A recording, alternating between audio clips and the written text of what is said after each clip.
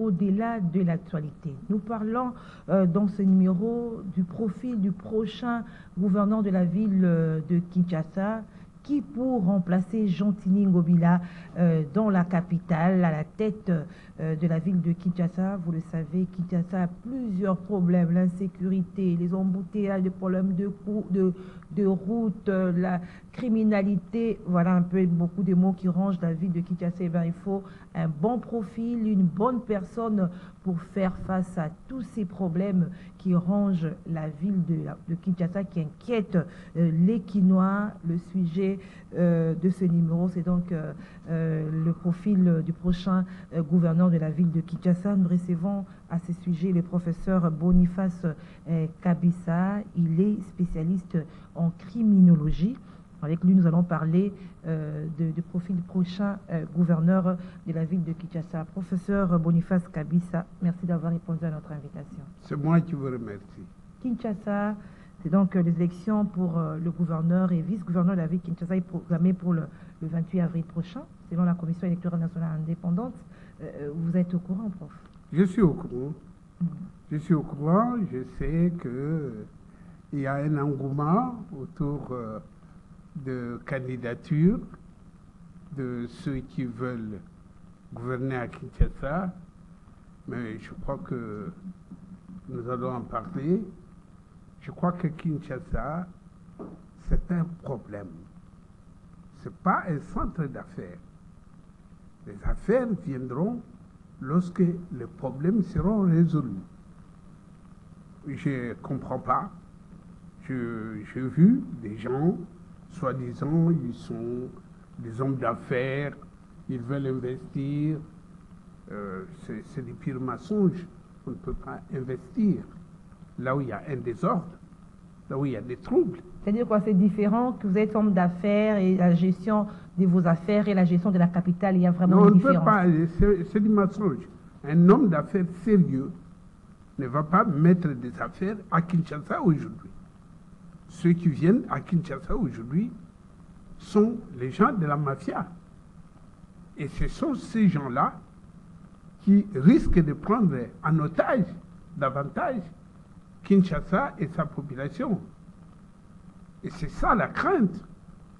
Parce que Kinshasa, madame, c'est le dernier rempart. Le rempart en termes militaires, les gens le savent, ça veut dire que ce sont des obstacles qu'on met avant que l'ennemi ne vous atteigne. Plusieurs obstacles. Et Kinshasa est le dernier obstacle. Pour ceux qui étaient au courant, lorsque l'AFDEL venait, le dernier rempart pour les haïr à l'époque, c'était la ville de Kisangani. On a tout mis sur Kisangani, et quand Kisangani est tombé, le Congo est tombé. Donc Kinshasa, c'est le dernier rempart. Je suis très étonné lorsque les gens prennent des responsabilités à la légère, de croire que Kinshasa peut être gouverné par n'importe qui, par une personne qui n'a jamais étudié les problèmes de Kinshasa, par une personne qui n'est même pas parfois originaire de Kinshasa. Vous savez, la constitution que je combats, vous savez très bien, je la combats, je n'aime pas parler de ça, parce que c'est un accord de belligérants qu'on doit changer. Mais en attendant, nous sommes régis par cette constitution-là, qui dit que les ressortissants, chaque province est gérée par ses ressortissants. C'est constitutionnel. C'est constitutionnel. Et Kinshasa est géré par quel... Mais ça doit être géré par les ressortissants, soit de la province du Bas-Congo, soit des Bandoutou. Mais ce sont eux qui sont passés là à la tête de la ville. La ville a toujours ses problèmes. Comme partout, il y a eu des problèmes dans la province de Mongala, il y a des problèmes dans la province de Ituri, il y a des problèmes dans la province de Tanganyika, il y a des problèmes, mais vous n'allez pas prendre un Mokongo, l'amener à Tanganyika parce que les gens de Tanganyika ont été échoués. Et chaque personne, c'est un individu. Mais à un moment, Mobutu faisait cela, professeur Kabisa. Exactement. C'est-à-dire qu'il prend, À l'époque de Mobutu, c'est ce que je demande, nous demandons, nous, COPAR, le collectif pour la paix et la réconciliation, qu'on change la Constitution. Parce qu'il n'est pas normal que le président de la République, le chef de l'État, nomme les ambassadeurs sans consulter qui que ce soit, et que pour le gouverneur, on doit les élire. Ça n'a pas de sens, parce que le gouverneur est le représentant du chef de l'État dans la province. Donc, en principe, il doit être nommé et, le cas échéant, démis de ses fonctions par le président de la République, parce que le gouverneur doit appliquer le mandat du président de la République. Mais lorsqu'il est élu, et comme j'ai vu dans les réseaux sociaux, les gens se plaignent parce qu'il y a l'argent de la corruption qui passe pour qu'on élise telle ou telle personne. Il y a tout le monde, le groupe des expatriés qui sont ici, qui cotisent pour aller donner à tel parti politique, pour dire prenez telle personne comme notre candidat. Et attendez, mais Gisèle, j'ai dit qu'on prend des choses très à la légère. Parce que, comme je l'ai dit, je répète, Kinshasa, c'est le dernier rempart. Qui a ses problèmes, il faut Il a quelqu'un qui des s'y problèmes très sérieux. Et ces problèmes sont à 80% à caractère criminogène, par l'absence de l'autorité. Et cette absence de l'autorité a été engendrée par la corruption. Le fait que les gens viennent à l'hôtel de ville par la corruption. Et lorsque vous venez par la corruption, vous ne pouvez plus avoir le pouvoir. Votre légitimité n'est plus aux mains des Quinois, ni des députés provinciaux. Votre légitimité est aux mains de la personne qui vous a donné l'argent pour corrompre. C'est-à-dire, quand vous le dites, professeur Boniface Kabisa, Kinshasa a des problèmes à 80% qui sont à caractère criminogène. Et vous êtes un criminologue. Nous apprenons que vous êtes candidat. Je suis prêt à assumer ces fonctions-là parce que j'estime, moi, que j'ai fait des choses dans le passé qui ont démontré. D'abord, je vais parler toujours en français parce qu'on m'a critiqué de parler très souvent en lingala. Ah bon? Et parce qu'il y a des jeunes gens qui sont en Europe et aux États-Unis qui ne comprennent pas le lingala. Okay. Et quand je le vois, il dit c'est dommage, on a suivi une partie, l'autre partie on n'a pas suivi parce que vous parlez souvent en lingala. Mais je parle en lingala parce que nous sommes des Quinois. On parle la langue ici, c'est le lingala. Je veux vous dire, madame, lorsque on aime la population de Kinshasa, on doit faire des choses pour cette population avant même de demander la main de cette population. Yosa Mwasi, avant que quelqu'un, ton mari là, est venu te fiancer, il y a eu quand même des petits cadeaux. Et là encore, ce sont des cadeaux intéressés.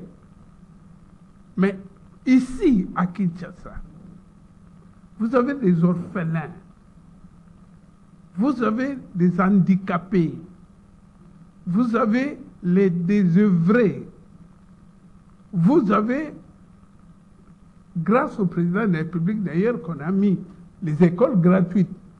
Mais ces enfants vont à l'école parfois affamés. Et vous êtes là, à Kinshasa, gouverneur, Qu'est-ce que vous amenez une femme qui a des formes voulues par des Congolais? C'est un spectacle. Ici, à Maluku, à côté, il y a une base militaire rwandaise. Je l'ai dit.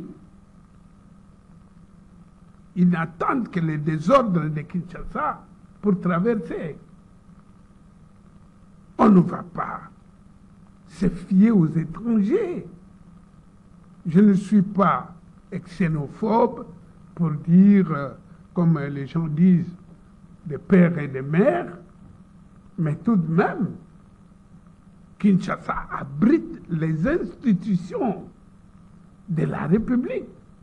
Professeur Kabisa, candidat gouverneur, si je comprends bien. Pardon? Professeur Kabisa, candidat gouverneur de la ville de Kinshasa. Je dis, je suis prêt.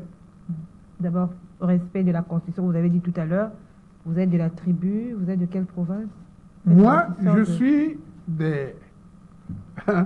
je suis de l'ancienne province de Léopoldville, à laquelle est inclus Kinshasa. Je suis du Kwilu, précisément actuellement, mais le Kwilu, comme les autres provinces du Congo central, font partie de Kinshasa parce que Kinshasa divise ses territoires avec le Congo central et le Bandundu, le Grand Bandundu. Donc, ce n'est pas le fait d'être né à Kinshasa qu'on est originaire de Kinshasa.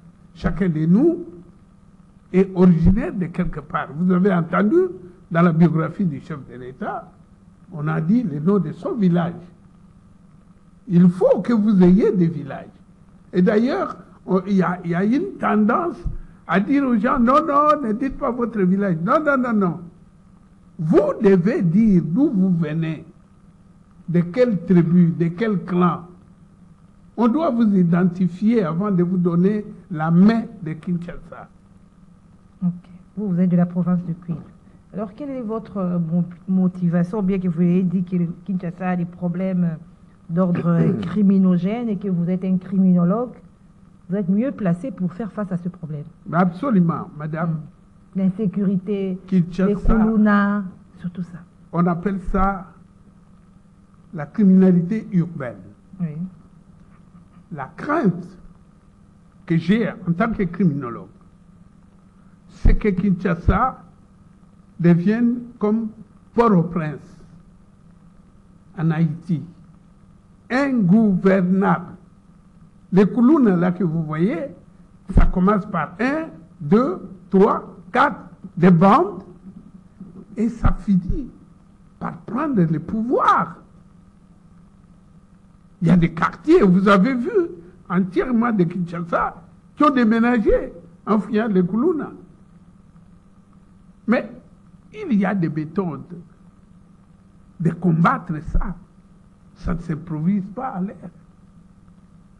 Kinshasa a un problème terrible de transport, au point où un désordre indescriptible se voit à Kinshasa. Pourquoi? Manque de l'autorité. On ne punit personne. Et il n'y a personne pour punir. Pourquoi? La corruption. Kinshasa a le problème des immondices, des ordures. Maman, dans cette ville, nulle part vous trouvez des toilettes publiques. Nulle part. Mais attendez, nous sommes au Moyen-Âge ou quoi? Et les gens qui ont dirigé Kinshasa jusqu'à aujourd'hui sont des gens qui ont voyagé dans le monde. Ils savent comment on fait. C'est le manque de l'amour du pays et des prochains. C'est ça qui justifie leur indifférence. c'est le manque d'amour du pays et du prochain. C'est carrément les mercenaires. Et moi, si jamais l'essor m'est réservé, je pense que mon programme sera divulgué et on verra très bien entre ceux qui ont pris l'argent des étrangers et qui distribuent à tour de bras et ceux qui aiment Kinshasa. Je vais vous donner 3 exemples. Oui, j'allais dire que votre programme est axé sur quoi?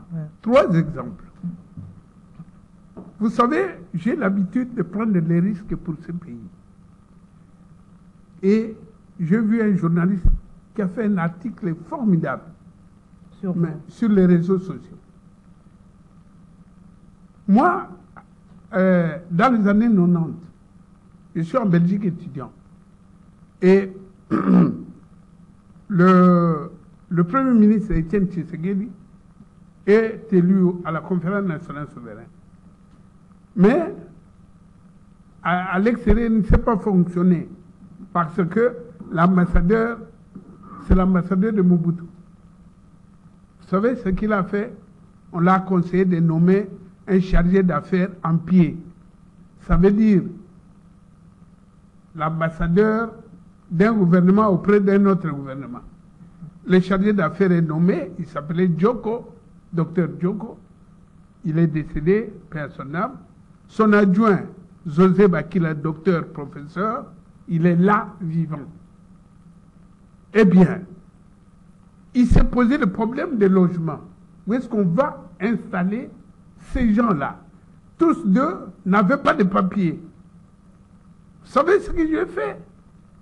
J'ai pris mon appartement que j'avais pris tout près de l'ULB parce que, pardon, j'habitais la périphérique. J'avais pris un appartement tout près de l'université pour essayer de me reposer rapidement. J'ai cédé cet appartement à ces services du feu Étienne Tshisekedi Wamoulouma. Je ne suis pas membre de l'UDPS, mais je suis un patriote. Le patriotisme oblige. Et ces gens sont restés là-dedans. L'eau, le courant, les gaz, mais surtout les téléphones à ma charge. Vous savez combien ça m'a coûté? Plus de 500 000 francs belges. J'ai dû hypothéquer mon appartement. L'appartement là, parce que les gens doivent vérifier. Ça se trouve sur avenue Émile Bécaud, tout près de la gendarmerie, à XL. Émile Bécaud, numéro 94, à 1050 Bruxelles. Le professeur José Bakima, qui était l'adjoint, peut vous témoigner. Alors, vous savez ce qui m'est arrivé? J'ai hypothéqué mon appartement personnel de mes enfants sur la chaussée des Gants, numéro 225, métro étant noir. Pourquoi je dis ça au 4e étage? Pourquoi je dis tout ça? Pour que les gens vérifient. Parce que votre émission ira jusqu'en Belgique, ils vont vérifier. Eh bien, j'ai hypothéqué mon appartement pour payer les factures là. Okay. Mais ce n'était pas fini. La Belgique s'est rendue compte que je suis entré en Belgique avec le visa d'étudiant et que je n'avais pas le droit de faire ça.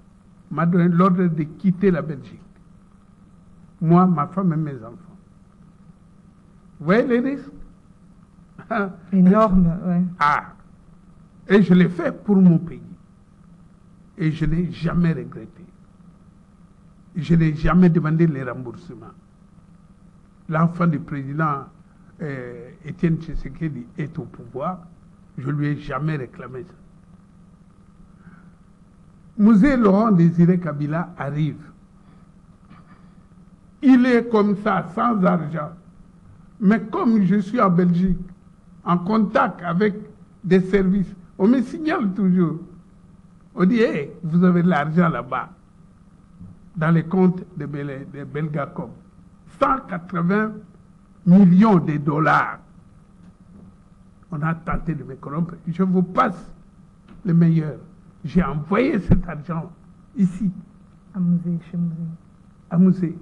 Et c'est ça qui l'a servi de faire la guerre. Mais ce n'est pas fini. Il y avait des véhicules de Mobutu, 14 camions MAN qu'on a saisis par l'OTAN quand l'AFDEL venait. On m'informe. Là encore, je me bats avec des juristes de la banque Bebel, moi seul. J'ai réussi, j'ai remballé ces camions-là. Le général Faustin Mounene est là. Il est vivant. C'est lui qui a reçu ces camions. Et c'est grâce à ces camions, parce qu'il n'avait même pas de moyens de transport des militaires. Ce sont ces camions en 98 qui ont fait face à la rébellion des... C'est ça. Moi, je ne viens pas ici pour détailler tout ce que je fais gratuitement. Vous démontrez votre patriotisme, mais gratuitement pour le pays. Dans l'ombre, hein, vous ne faites pas grand bruit. Hein? Non. Non, je ne fais pas grand bruit. Si les chefs pensent que ma candidature, parce que tu ne peux pas, allez, on ne va pas aller par 4 chemins. Tu ne peux pas être gouverneur de Kinshasa sans l'aval du chef de l'État. Tu ne peux pas. Pour la simple raison d'abord, c'est là où les institutions résident. Et la deuxième raison, c'est que c'est lui qui a la majorité au Parlement provincial. Donc, écoutez, moi, alors, Musée Laurent Désiré Kabila arrive à Bruxelles et puis me dit, je vous passe les détails, à Goma, ce n'est pas la guerre, on me demande des choses, je ne vais pas donner, on va me tuer. Il m'a dit, moi, Boniface Kabisa Kalita, t'es quoi? Ça, c'est ce que j'ai fait. Je lui ai demandé d'aller faire l'immersion dans les rébellions. Vous avez vu les risques pour le renseigner. C'est à ce titre-là qu'il y a des secrets d'État que je ne peux pas continuer. Donc, mes enfants ont suivi mon exemple. Ah bon?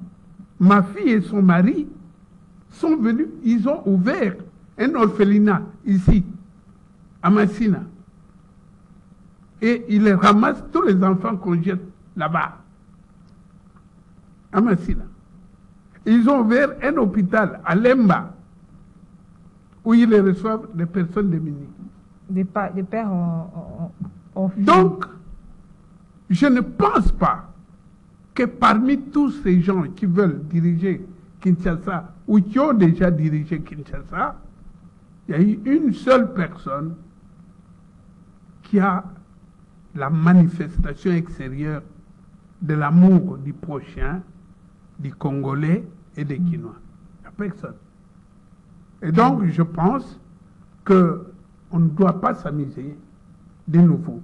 Je demande aux chefs de parti, lisez les conclusions de l'enquête faite par Charles Onana. Holocauste sur les Congo. Les l'omerta de la communauté internationale. Ces messieurs, pièce par pièce, a démontré que nous sommes une population en voie de disparition. Il a pris des pièces à Washington, à New York, à Élysée et en Belgique, des documents officiels qui démontrent qu'on va nous chasser. Je ne sais pas si on a lu ces livres, on peut se comporter comme nous nous comportons. Non. Et donc, je pense, c'est pour ça que je dis que Kinshasa, qui héberge l'institution principale de notre pays, le président de la République, ne doit pas être donné à la disposition de personnes qui viennent à l'occasion de l'argent. Donc Parce vous êtes que- vraiment déterminé à transformer Kinshasa, à mettre fin à l'insécurité, à tout ce qui ronge la capitale. Madame, à l'arrivée du musée, on est venu me chercher par le général Raoult. Moi, je suis toujours des gens. Comme ça, on va lui demander. Tout vérifier. Il est venu me chercher en Belgique parce que je participais à la formation de la police en Belgique. Je suis venu ici, on a participé à la mise en place de la police que vous voyez. Parce que tous les gens de Mobutu ont fui. Je formais le matin la police, à midi les services d'immigration, le soir les services de l'ANER. Pendant 3 mois, gratuitement. Je dis bien gratuitement. N'est-ce pas? Et c'est grâce à ces gens qu'on a formés que les Rwandais qui croyaient que les Congolais sont des va-nu-pieds, le 2 août, ces gens ont fait face à l'armée rwandaise et l'ont mis en déroute. N'est-ce pas? Donc, quand vous revenez à l'époque où nous, j'étais le coordonnateur de la police, comment se comportaient les policiers? Les policiers qui n'étaient pas payés, il avait une correction comportementale terrible. Et aujourd'hui, puisqu'on a fait le mixage, des mixages, regardez comment sont devenus des policiers. Donc moi, gouverneur, Vous allez réglementer tout cela. Moi-même, je suis spécialiste de mise en ordre. Voilà. Alors le phénomène Koulouna vraiment qui inquiète la population, comment vous allez vous y prendre pour mettre fin à cela? Madame, le plan est fait. Ce n'est pas maintenant là, devant votre micro. Oui, Une étude est faite. Moi, je suis quelqu'un... D'abord, la criminologie, c'est la science qui étudie les phénomènes criminels. Donc, je ne peux pas, comme ça en l'air, dire, je vais mettre fin au Koulouna. Il y a un processus qui amène les gens au Koulouna et il y a un processus pour enlever ces gens dans les circuits de Koulouna. Parce que ce qu'on fait en les amenant faire les champs et tout ça, je veux bien, mais je ne crois pas que ce soit une solution solide. Il faut attaquer le problème à la source. Exact. Et cette source, c'est quoi? Ben, il y a ce qu'on appelle les facteurs endogènes et les facteurs exogènes. Donc nous allons jouer sur les 2 facteurs, endogènes et exogènes, sur des jeunes. Je viens de vous parler des enfants qui vont à l'école sans manger. Nous avons mis en place un programme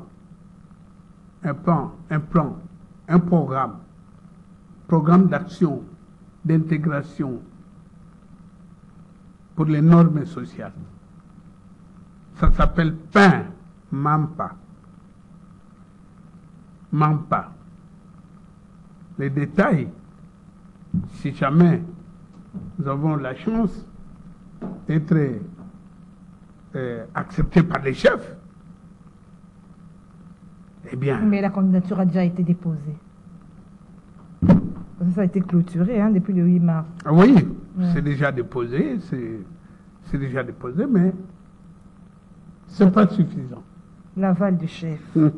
Maître, professeur Boniface Kabissa, en tout cas, vous vous présentez comme le meilleur candidat pour la ville de Kinshasa, parce que, en tout cas, ce problème des criminalités urbaines, en tout cas, ça dérange, parce que vous pouvez manger, boire, s'il n'y a pas la quiétude, s'il n'y a pas la paix. En tout cas, le professeur Kabissa, qui est spécialiste en criminologie, va bien s'y prendre pour mettre fin à ce phénomène. Voilà, les candidats est là.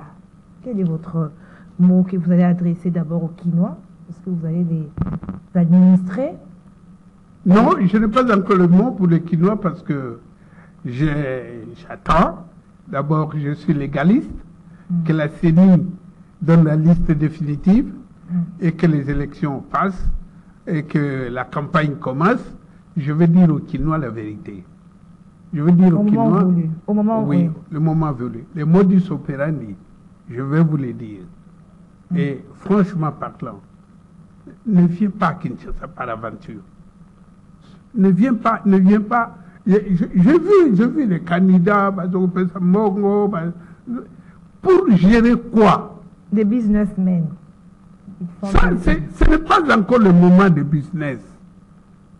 C'est le moment de stabiliser la ville de Kinshasa. On a besoin de stabilisateurs. Après, vous, les businessmen, vous viendrez. On va les faire aisément. Voilà. Voilà. Personne ne viendra faire des affaires sérieuses à Kinshasa. Vous savez ce que j'ai vu? J'ai vu des étrangers, parfois non africains, en train de faire des ventes de maison en maison à Kinshasa. Hein? Et les enfants de Kinshasa sont là en train de regarder. Il faut mettre fin à cela. Non, écoutez, une chose à laquelle ça sera mis fin, c'est la corruption. Dès que vous mettez fin à la... Au fait, quelqu'un m'a demandé qu'est-ce que vous apportez à Kinshasa. J'ai dit une chose, j'apporte le sérieux. Point. Les sérieux. Voilà, professeur Kabissa, candidat gouverneur de la ville de Kinshasa, l'homme qu'il faut, il va mettre fin, il se présente comme quelqu'un qui va mettre fin à tous les maux qui rongent la ville de Kinshasa, qui est à 80% à caractère criminogène, comme vous l'avez dit. Exact. Votre dernier mot, parce que nous sommes arrivés à la fin. Dernier mot, je veux dire à Lingala, Bandeko, Naoloba Mingite, toujours de la Tata Mokonzi, na Seni, Abim Sabakumbo Nabiso, Sogeza retenu, Sogo Batuya, Mitema Mabe, Bakeko, Baby Sayagote, parce que ici, ma candidat Moussoussou. Pas baby c'était pardon pour le phénomène où il y a. Ma candidat Moussoussou, ma candidat Barwande, Bazalipe. Oui, il faut le dire, ma candidat Barwande, Bazali. Yo so moni mutazo kabula mbongo, azi ango.